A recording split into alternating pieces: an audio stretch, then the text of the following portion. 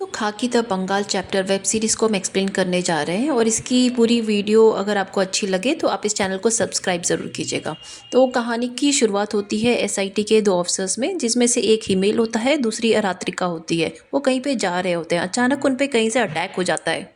रात्रिका जैसे तैसे वहाँ से निकलती है, तुरंत ही अपने सर अर्जुन के पास कॉल करती है और उन्हें एक्सीडेंट के बारे में बताती है और उन्हें ये भी बताती है कि हमारे बीच कोई खबरी है। तो अर्जुन रात्रिका से कहता है कि हम एक टीम वहाँ पे भेजते हैं, क्योंकि हिमेल जो है वो काफ़ी ज़्यादा इंजर्ड हो चुका होता है। तभी अचानक से रात्रिका के ऊपर अटैक हो जाता है।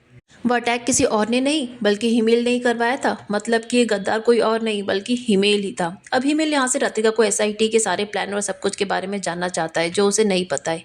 तो हिमेल ये सब चीज़ें रिकॉर्ड भी कर रहा रहता है और रात्रिका कहानी सुनाना शुरू करती है, जो कुछ महीने पहले शिफ्ट होती है, जब कोलकाता में दो बदमाश को देख पाते हैं कि एक स्कूल जाते हुए बच्चे को किडनैप करने वाले होते हैं।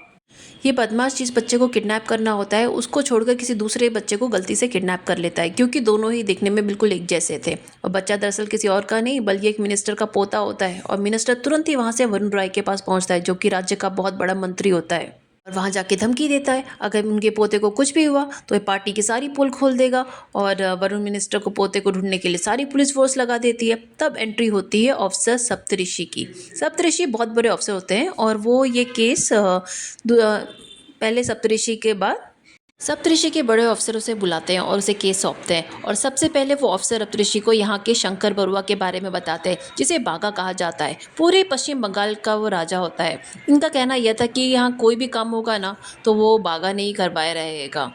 और उसे बताते हैं कुछ साल पहले पश्चिम बंगाल में आया था ये अपनी माँ के साथ, और यहाँ पहुँचते ही उसका सामना हुआ बहुत बड़े डॉन के साथ, जिसकी गंदी नज़र थी उसकी माँ के ऊपर। तो शंकर बरुआ ने शुरुआत से में पहले तो उसका विरोध किया और जब वो गुंडा नहीं माना तो उसने उसकी जान ले ली। शंकर बरुआ अब रुका नहीं। पश्चिम बंगाल में उसने ऐसे बड़े कई काम किए जिससे वो वहाँ का बागा बन गया। और ये किसी को पता भी नहीं चला कि उसे बागा क्यों बुलाया जाता है, लेकिन वो ऐसे ही फेमस हो गया। अब करंट में दिखाते हैं कि बागा अपनी माँ के साथ टाइम स्पेंड कर रहा होता है। उसकी माँ काफ़ी बुढ़ी हो चुकी है, बागा की भी काफ़ी उम्र हो चुकी है, लेकिन वो अपनी माँ के साथ टाइम स्पेंड करना उसे पसंद होता है। उसकी माँ को वो स्टोरी सुना रहा रहता है। तभी उसके पास एक कॉल आता है और वो कॉल मिनिस्टर का ही होता है। मिनिस्टर के पोते के बारे में उसे पूछते हैं कि भाई आपने तो नहीं बच्चे को किडनैप किया है। तो काबा बोलता है ये काम मेरे आदमी लोग का नहीं है। तो फिर बोलता है फिर कौन हो सकता है, पता करो फिर तुम। अब ये पता लगाने के लिए वो अपने दो राइट हैंड सागौर और रंजीत, उन दोनों को ये काम सौंपता है। और वो दोनों ने वो किडनैपर को पकड़ लिया रहता है। और वो दोनों काफ़ी भरोसेमंद भी रहते हैं बागा के।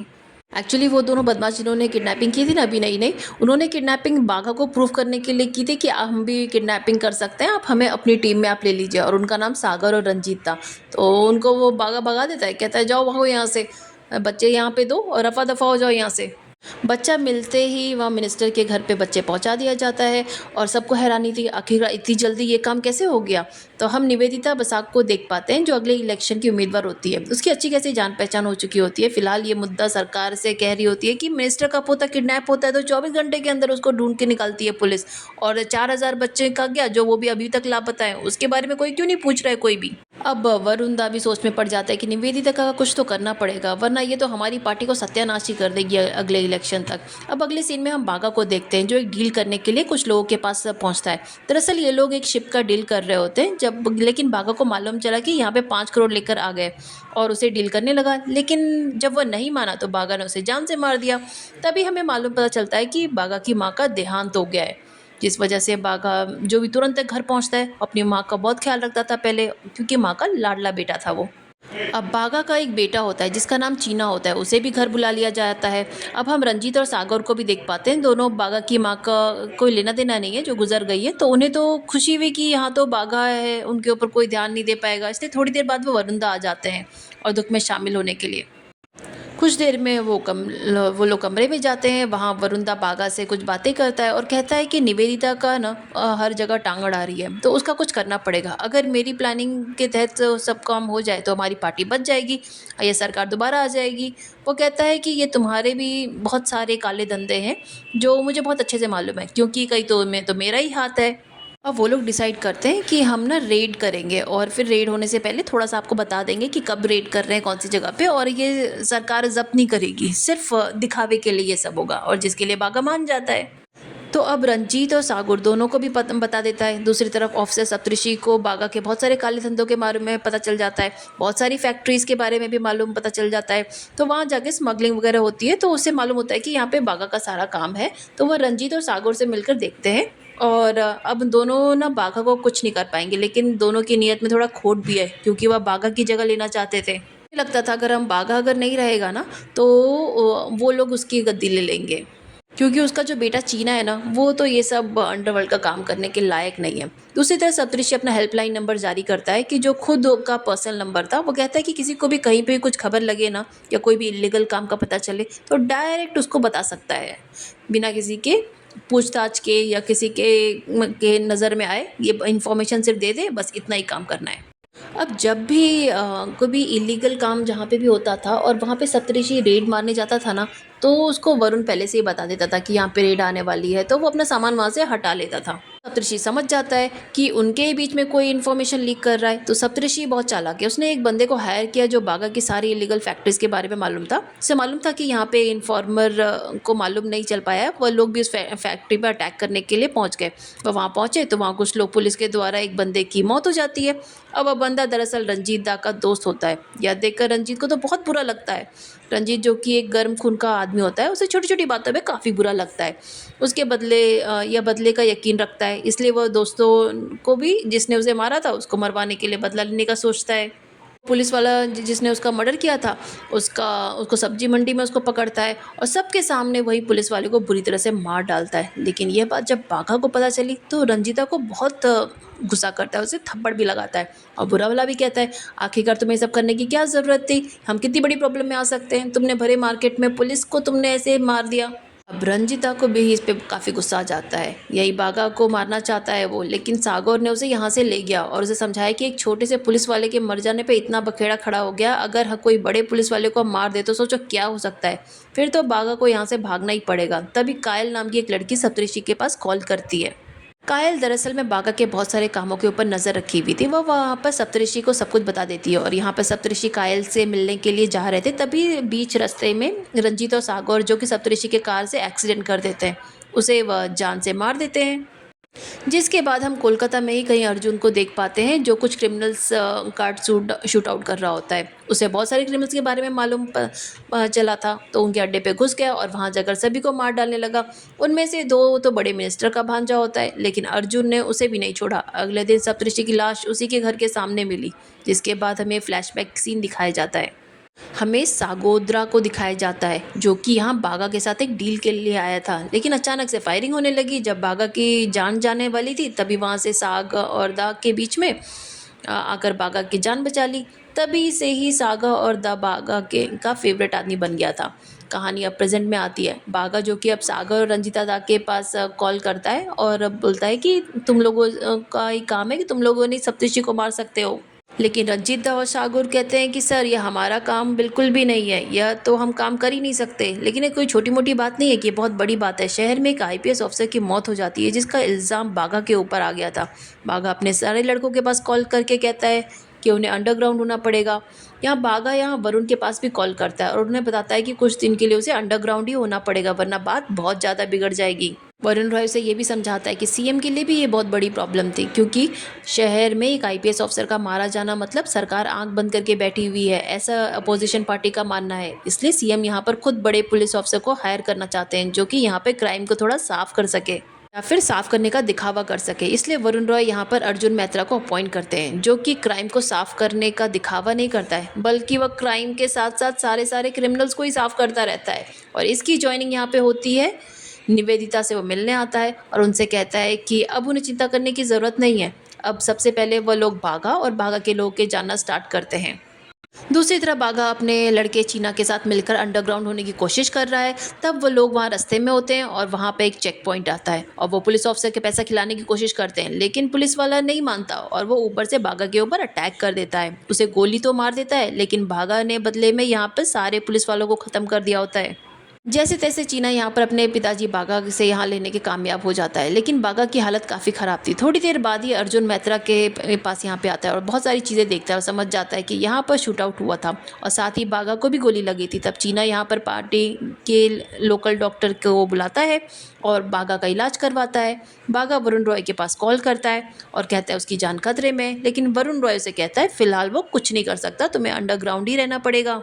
अब अर्जुन को पता चलता है कि बागा का एक आदमी जिसका नाम पिंटू है वो घर में कैद तो है, लेकिन वहाँ पर पुलिस जाने नहीं दिया जा रहा है। अब यहाँ अर्जुन खुद को उस जगह पर जाता है और पिंटू को घसीटते हुए वहाँ से लेकर आता है। पिंटू यहाँ पर बागा के बारे में सब कुछ बता देता है और ये भी बताता है दरअसल बागा जो है ना वो किसी और के साथ नहीं बल्कि अपने बेटे चीना के साथ भागा है। अब दूसरी तरफ निवेदिता के पास एक बड़ा मुद्दा यह था कि आईपीएस ऑफिसर की जान चली गई, लेकिन सरकार कुछ भी नहीं कर रही, जिस वजह से सीएम के ऊपर बार बार ये सवाल उठाए जा रहे थे। निवेदिता भी ये बात कह देती है कि अगर सरकार कुछ नहीं कर सकती तो सीएम को इस्तीफा दे देना चाहिए।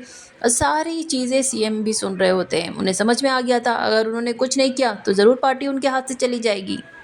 इसलिए वो वरुण रॉय के साथ मिलकर कुछ प्लानिंग करते हैं और दूसरी तरफ अर्जुन जो है चीना के उस लोकल डॉक्टर के पास पहुंच जाते हैं जिन्होंने वहाँ बागा की मरहम पट्टी की थी। वो बताते हैं कि जिस जगह पे वो रुका था उस जगह के बारे में उसे कुछ भी मालूम नहीं है, लेकिन चीना उनके पास जल्दी ही आने वाला है क्योंकि वो उसको ड्रेसिंग की ज़रूरत पड़ती रहती है बार बार।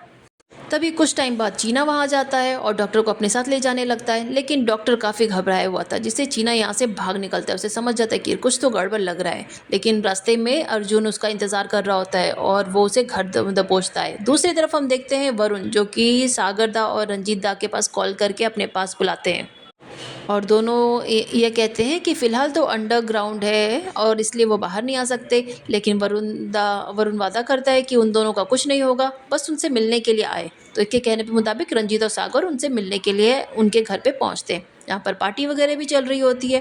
वहाँ पर वरुण सागर से कहता है तुम्हारा अच्छा खासा नाम हो गया है, अगर तुम पॉलिटिक्स में उतर जाओ तो तुम बहुत कुछ कर सकते हो। जो इलीगल धंधे अभी कर रहे हो वो लगभग 10 गुना और बढ़ जाएगा। टिकट भी मैं दिलवा दूंगा, सपोर्ट भी मैं कर दूंगा, सिर्फ तुम्हें मेरा एक काम करना पड़ेगा। तुम्हें एक काम ये करना है कि तुम्हें बागा को मारना होगा, जिसके लिए वो दोनों मान जाते हैं क्योंकि वो तो इसका ही इंतजार कर रहे थे और अर्जुन के हाथ चीना लग चुका था। वो चीना के से बार बार बागा के बारे में पूछ रहा था।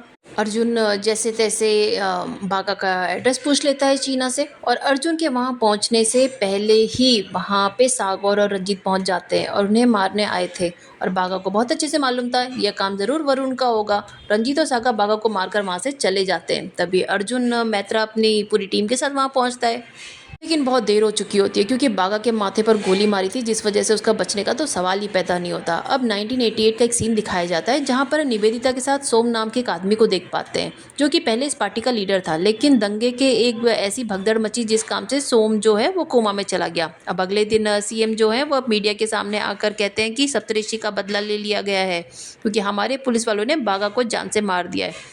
यह काम अर्जुन मैत्रा ने किया है जो कि बहुत ही अच्छा काम किया है, जिस वजह से फिर सीएम की पार्टी बच गई और यहाँ चीना को ऐसा लग रहा रहता है कि अर्जुन ने ही बागा को मारा है। लेकिन अर्जुन उसे भरोसा दिलाता है यह काम उसका नहीं है क्योंकि अगर उसे मारना होता तो सबके सामने मारता, ऐसे अकेले में जाके उसे नहीं मारता जैसे सुसाइड जैसा लगे।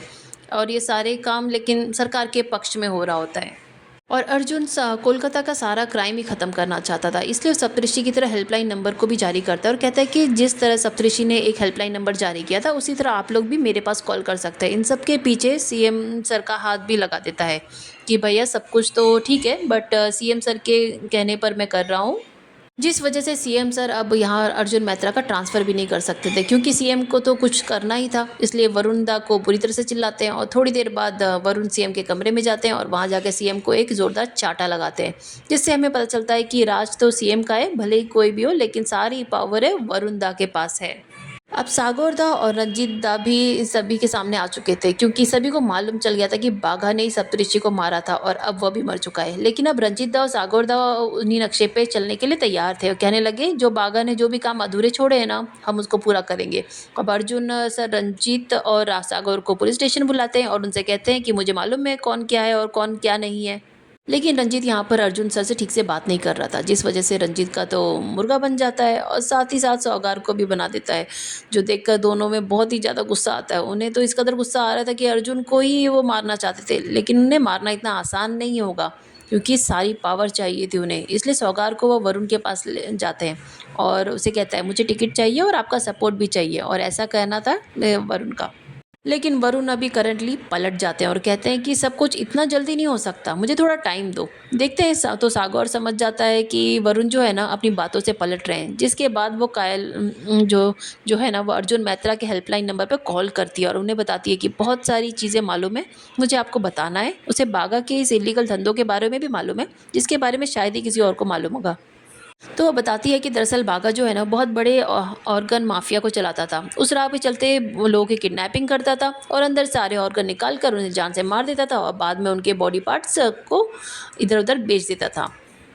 अब अर्जुन मैत्रा को मालूम था कि फैक्ट्री में रेड डालने के लिए पहुंचा है, तो बहुत सारे लोग थे, सभी लोग के हाथ में गन थी, लेकिन अर्जुन मैत्रा के पास भी बहुत बड़ी टीम थी। उन सब लोग का सामना करते इन सब लोगों को जान से मार दिया गया था। और अर्जुन सर वहाँ पर भी बहुत सारे कंकाल भी मिल जाते हैं और आज ही विदेश जाने वाले थे। बहुत सारी चीज़ें अब सीएम को भी मालूम चली, तो वो पूरी तरह से हैरान रह गए। सीएम को तो हैरान ही थे कि सप्तऋषि वाला केस हमने सॉल्व नहीं किया, उसकी मर्डर का अपोजिशन के लिए एक नया टॉपिक फिर से सामने खड़ा हो गया। अब सागर और रंजीत को भी बहुत अच्छे से मालूम है कि अब टाइम आ चुका है। अब वरुण के पास कॉल करते हैं और उन्हें अपनी सारी डिमांड बताते हैं। उन्हें टिकट चाहिए, उन्हें पूरा सपोर्ट भी चाहिए। अर्जुन कायल के पास पहुंचते हैं और कायल से अपनी सारी चीज़ें पूछने लगते हैं, तो कायल बताती है बहुत अच्छे से मालूम है कि सप्तऋषि को किसने मारा था। सप्तऋषि को बाघा ने नहीं बल्कि रंजीत और सागौर ने मारा था, क्योंकि सप्तऋषि को कॉल करके उसी ने बुलाया था, इसलिए वह बीच रास्ते में थे। यहाँ सागौर और रंजीत ने उनका कार से एक्सीडेंट किया था और बाद में उन्हें गोली मारकर हत्या कर दी। जब वहीं पर मौजूद थी, अर्जुन कहता है तो तुम इन सबको कोर्ट में गवाही दोगी क्या? मैं तुम्हारी सारी सिक्योरिटी का इंतजाम कर दूंगा, जिसके लिए कायल मान भी जाती है। अब अर्जुन सागर और रंजीत को अरेस्ट करने के लिए जाने लगते हैं। तभी उनके पास कमिश्नर का कॉल आता है, जो बताते हैं कि तुम काम करने जा रहे हो ना, अभी रोक दो। लेकिन अर्जुन उनकी बात नहीं मानता और सागर और रंजीत को अरेस्ट करने के लिए जाने लगता है। तब सागर जो है ना वो जस्ट मना रहा रहता है, क्योंकि उसे टिकट मिलने वाली थी। अभी थोड़ी देर बाद ही अर्जुन के पास एक और कॉल आता है और उसे बताया जाता है कि कायल और उसके पिता को किसी ने जान ले ली। यह देखकर पूरी तरह हैरान था। ये सारा काम वरुण दा ने कराया था, क्योंकि अब अर्जुन जो है ना वो सरकार के खिलाफ जा रहा था। जो भी काम करता है वो सरकार के अब खिलाफ जा रहा था, लेकिन उसका ट्रांसफ़र तो कर नहीं सकते थे। तो अब उसे ऐसी जगह ड्यूटी लगा दी जाती जहाँ से वो कुछ नहीं कर सकता है। उसे सीएम कैंपेन की सिक्योरिटी के तौर पे भेज दिया जाता है। इस केस के पीछे एक नए अफसर आ जाते हैं, जिसका नाम होता है विश्वजीत। लेकिन वो आदमी बहुत ज़्यादा शातिर नहीं है। यहाँ अर्जुन की टीम में जितने भी लोग होते हैं उसे पसंद नहीं करते। अब यहाँ पर सागौर को अगले दिन टिकट मिलने वाली थी, जिस वजह से सभी लोग बहुत खुश थे, क्योंकि अब उनके पास पावर आने वाली थी। अगले दिन हम वरुण दा को भाषण देते हुए देखते हैं। यहीं पर सिक्योरिटी के तौर पर हम अर्जुन मैत्रा को भी देख पाते हैं। वह वरुण दा यहीं पर सागुरदा को टिकट के लिए नाम अनाउंस करते हैं, जो देखकर सागुरदा के दोस्त और सभी लोग बहुत ज़्यादा खुश थे। अब अर्जुन मैत्रा अपनी सारी टीम को लेकर अपने घर बुलाते हैं। ऑफिशियली तो वो कुछ नहीं कर सकते थे, लेकिन अनऑफिशियली बहुत सारी चीज़ें कर सकते थे, जिसके लिए उसके सारी टीम के लोग मान जाते हैं। अब प्लान बनाते हैं कि हमें सागर और रंजीत को अलग करना होगा। इसके लिए हमारी सारी चीज़ें प्लान करनी होगी। अगले दिन वह सागर और रंजीत के लोगों को बुला लेते हैं। सागर जितने भी लोग हैं उन लोगों को अलग खड़ा करते हैं और रंजीत के जितने भी लोग हैं उन लोगों को भी अलग खड़ा करते हैं। सागर के जितने भी लोग हैं उन लोगों को भेज दिया जाता है और रंजीत के जितने लोग हैं उन लोगों की जमकर पिटाई की जाती है। अब यह बात रंजीत को मालूम चल जाती है, तो उसे बड़ी तरह से हैरानी होती है, क्योंकि सागर और पॉलिटिक्स में आ गए थे। उनके लोगों को छोड़ दिया गया। अगर मैं कुछ नहीं हूँ तो मेरे लोगों को बुरी तरह से मारा जा रहा है। अब चटर्जी नाम के आदमी के पास अर्जुन मैत्रा जाता है और चटर्जी दरअसल वरुण दा के साथ डील करने वाला था। उस डील में यहाँ सागुरदा और रंजीता दोनों के नाम आने वाले थे, लेकिन अर्जुन ने चटर्जी से कहलवा के उस डील में से रंजीत का नाम हटवा दिया। अगले दिन जब चटर्जी वरुण दा से वो डील करने पहुंचा, तो वहाँ वही डील रखी। वो डील में रंजीत दा का कहीं भी नहीं होगा नाम। तो ये बात वरुण दा भी मान जाते हैं, लेकिन इसके लिए सागर को अच्छा नहीं लगता। इस डील से रंजीता को हटा दिया गया है। रंजीता बहुत ही गर्म दिमाग का वाला आदमी था। उसे मालूम उसे बात पता चलेगी बाद में तो बहुत ही गुस्सा करेगा, इसलिए वरुण उसे कहते हैं कि ये बात रंजीता को ना बताए। लेकिन अर्जुन मैत्रा जो है वो डील के बारे में उसी दिन रंजीता को बता देता है और रंजीता को भरोसा नहीं हो रहा होता है कि सागर उससे ऐसे कैसे बात छुपा सकता है। अगले दिन से रंजीत दा के जो तेवर होते हैं वो थोड़े बदले बदले होते हैं। सागर से ठीक से बात ही नहीं कर रहा होता, उनके बीच मनमुटाव पैदा हो गया रहता है। अब रंजीत ने सागर से चटर्जी वाले डील के बारे में पूछा भी था, लेकिन यहाँ सागर ने उसे बताया कि डील जो है वो इलेक्शन के बाद होगी। ये बातें सुनने के बाद रंजीत समझ गया कि सागर झूठ बोल रहा है।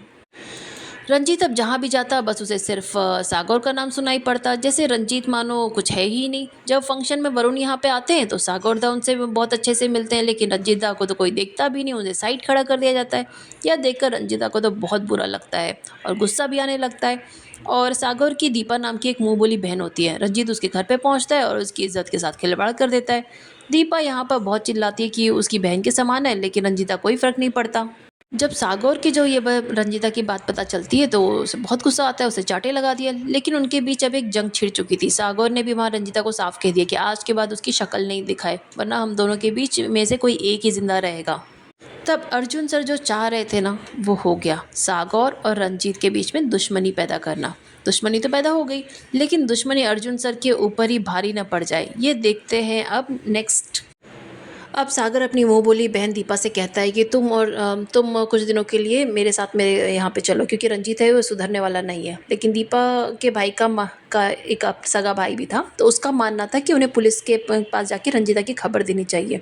वही सागर की बीवी मंजुला भी यही कहती है। वह सागर से इस बारे में समझाती भी है कि लेकिन सागर जो बस अपनी खुद की पड़ी थी, उसे लग रहा था पुलिस रंजीता को कंप्लेंट करूंगा तो इससे मेरा पॉलिटिकल करियर खराब हो जाएगा, इसलिए वो इस काम को करने के लिए मना कर देता है। तब मंजुला सागर को खड़ी खोटी सुनाती है, अगर दीपक की जगह मेरे साथ ऐसा कुछ हुआ रहता तो तुम क्या पुलिस को नहीं बताते। यह सुनने के बाद सागर किसी से कॉल पे बात करता है और वहाँ जाने लगता है। इतने में वहाँ दीपा उसके घर में बम फोड़ के कोई आके चला जाता है और उस ब्लास्ट में दीपा की डेथ हो जाती है और उसके साथ मंजुला की भी डेथ हो जाती है। दीपा के घर में यह ब्लास्ट रंजीत ने ही करवाया था।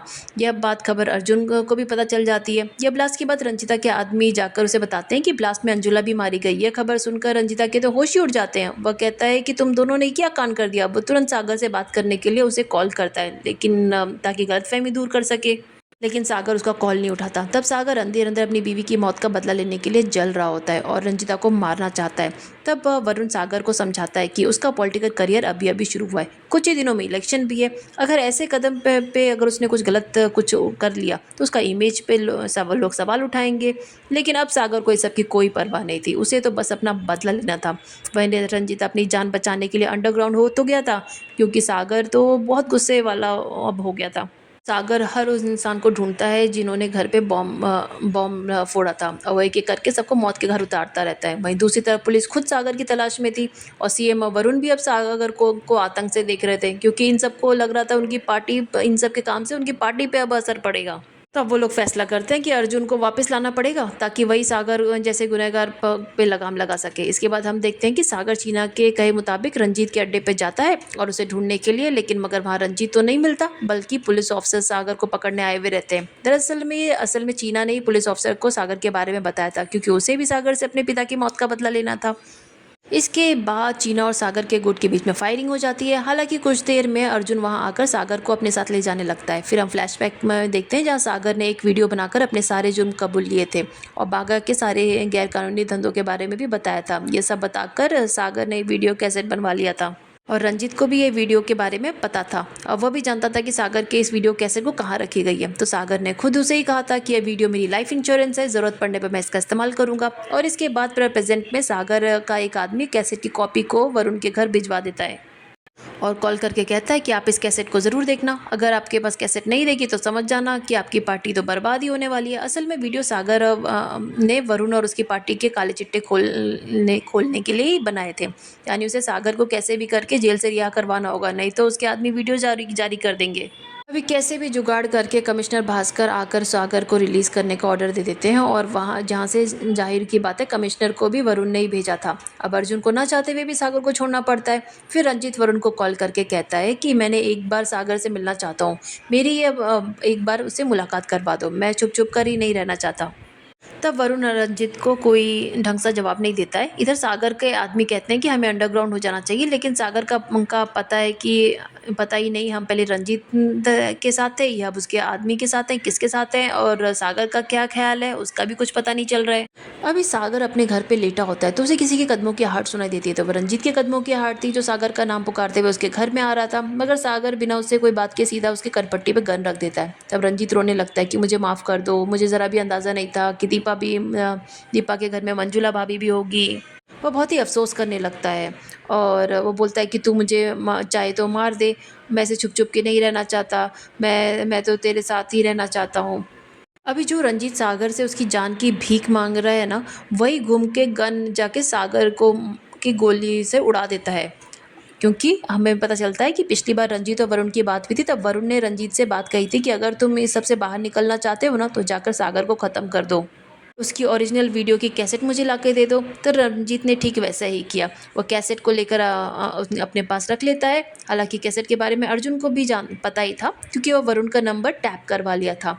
लेकिन फिर वरुण रंजीत से कैसेट लेने के लिए कुछ लोगों को भिजवाता है, क्योंकि अर्जुन भी इस बारे में जान चुका था। तब अपनी टीम मेंबर्स हिमेत और राधिका के रंजीत के पास भेजता है। तब यहाँ पहुंचकर तीनों की हाथापाई होती है, जिसमें रंजीत यहाँ से भाग निकलता है और वो कैसेट राधिका और हिमेल ने हासिल कर ली थी। फिर वही कैसेट लेकर दोनों हेडक्वार्टर जा रहे होते हैं, तभी उन पर अटैक हो जाता है, जो कि हमने सीरीज़ के स्टार्टिंग में देखा था। मगर तब राधिका ने अर्जुन को कॉल करके कहा था कि शायद हमारे ही बीच में कोई खबरी है, उसका पता लगाना होगा।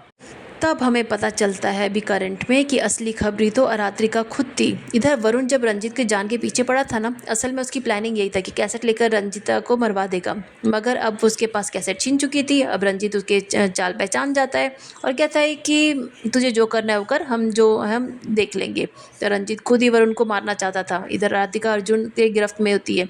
अर्जुन कहता है कि अब जब तुमने अपना बयान दे ही दिया है, तो यह बता दो कि तुमने ऐसा क्यों किया है। राधिका बताती है कि कुछ महीने पहले मैं किसी केस के चलते एक औरत से पूछताछ कर रही थी, लेकिन पूछताछ के दौरान मैंने उसको इतना ज़्यादा मार दिया कि उसकी जान चली गई। और राधिका ने सोचा कि अब उसकी नौकरी चली जाएगी, इसलिए उसने जाके वरुण से मदद मांगी। वरुण ने उसे राधिका से कहा, मैं तुम्हारी मदद करूंगा, लेकिन तुम्हें भी समय आने पर मेरी मदद करनी पड़ेगी। जब समय आया तो वरुण ने उससे इस तरह की मदद मांग ली, यानी उससे रंजीत से कैसेट छिनवाया था और राधिका ने खुद ही नौकरी बचाने के लिए कई पुलिस वालों की जान दांव पे लगा दी थी। इधर रंजीत का प्लान बनाता है कि जब वरुण सुबह वॉक पे निकलेगा तब जाके उसको ख़त्म कर देगा। तब उसको टिप अर्जुन को भी कहीं से मिल जाती है और अर्जुन सुबह वरुण को मारने वाला है, कि रंजीता सुबह वरुण को मारने वाला है। फिर अगली सुबह वरुण रोज की तरह जॉगिंग करने निकलता है, तो अर्जुन ने हिमेल को पहले ही उसकी सुरक्षा में लगा दिया था। फिर कुछ देर बाद रंजीत वहां आकर वरुण के बॉडीगार्ड्स को मारकर ढेर कर देता है। फिर जैसे तैसे वरुण को घायल करके उसे भी जान से मार देता है। हालांकि इन सब में हिमेल की कोशिश करने पर भी वरुण को नहीं बचा पाया। अब वरुण क्योंकि बहुत बड़ा मंत्री था और वैसे पुलिस फोर्स रंजीत की खोज में लग जाती है। इधर रंजीत अपनी जान बचाने के लिए सीधा निवेदिता के ऑफिस पहुंचता है। अब उससे जाके कहता है, मेरे पास एक ऐसी इन्फॉर्मेशन है जो आपको सीधा सीएम की कुर्सी पर बिठा देगी। असल में रंजीत चाहता था कि वह भी सागर जैसा एक वीडियो कैसेट बनवाए, क्योंकि उसके पास भी सीएम की बहुत सारी इन्फॉर्मेशन थी। तब रंजीत निवेदिता से कहता है, बदले में मुझे आपको ढेर सारा पैसा देना होगा और मेरे देश से बाहर जाने का इंतजाम करवाना होगा। निवेदिता मान जाती है। दूसरी तरफ अर्जुन को पता लगता है कि निवेदिता ढाका जाना चाहती है, मगर आखिर क्यों? इतने इलेक्शन कैंपेनिंग को छोड़ के वो अचानक से वहाँ क्यों जाना चाहती है? तो निवेदिता का नंबर ट्रेस करवा लेता है। इधर रंजीत ने भी अपना हुलिया बदल लिया था और निवेदिता भी उसके साथ जाने वाली थी, यानी निवेदिता ही रंजीत को बचाकर लेके जा रही थी दूसरे फ्लैट से। दोनों एक ही फ्लाइट से जा रहे थे, लेकिन अलग अलग फ्लाइट में बुकिंग थी उनकी, ताकि किसी को शक ना हो। दोनों अलग अलग से जा रहे थे। बट एयरपोर्ट पे रंजीत बचते बचाते एयरपोर्ट तक पहुंच जाता है, लेकिन निवेदिता को अर्जुन पकड़ लेता है। अर्जुन कहता है कि आप एक अच्छी नेता हैं, लेकिन मैं औरों की तरह निकली जो पावर की लालच में क्रिमिनल का साथ दे रही हैं। वहीं एयरपोर्ट पर रंजीत अपना बोर्डिंग पास क्लियर करवा लेता है और अंदर जाने लगता है, लेकिन वहां जाके भी अर्जुन उसको पकड़ लेता है। अब दोनों के बीच जमकर फाइट होती है। अंत में रंजीता की मौत के घाट उतार दिया जाता है, यानी अर्जुन ने भी क्राइम को साफ कर दिया है। अब हम देखते हैं कि अर्जुन रंजीता का कैसेट निवेदिता को दे देता है और साथ में अपनी तरफ से उसे सीएम से जुड़े कुछ बड़े राज भी बताता है। और अर्जुन ने ऐसा इसके लिए किया था क्योंकि वो कहता है कि मैं आप जानता हूँ कि आप एक अच्छी नेता है और आप स्टेट के सुधार लाने में अच्छा काम करेंगी और स्टेट के ऊपर ध्यान भी देंगी। बस इस पावर के चक्कर में कुछ समय के लिए आप भटक गई थी, इसीलिए वेब सीरीज़ अब यहीं पे ख़त्म होती है। दोस्तों, आपको ये वेब सीरीज़ कैसी लगी हमें कमेंट करें।